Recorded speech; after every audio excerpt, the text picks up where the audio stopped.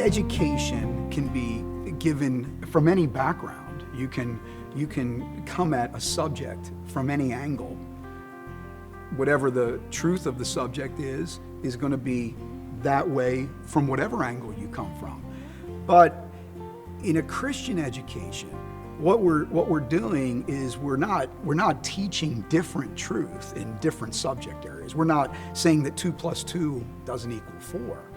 We're not saying that the earth doesn't revolve around the sun.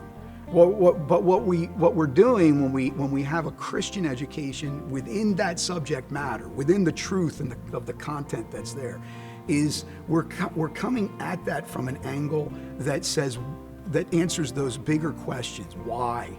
Not just what, but why. Not just where and when, but how. Why? How? Where did these things come from?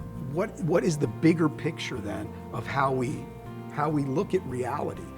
I think for a student, especially, I teach high school, a lot of times Christian education maybe is thought of, well, maybe at the younger years. Of course, that's very important as well, I believe.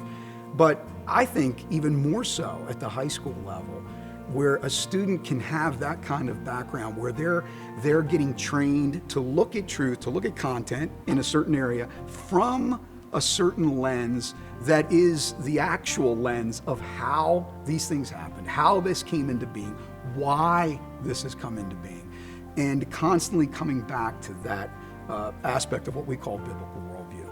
I think the reason why that's important is because as the student goes on in life, more and more content or information comes to them. They have to process that content, that information, they have to apply it, whether it be in college, in further schooling, or whether it be in life, in their business, in their job.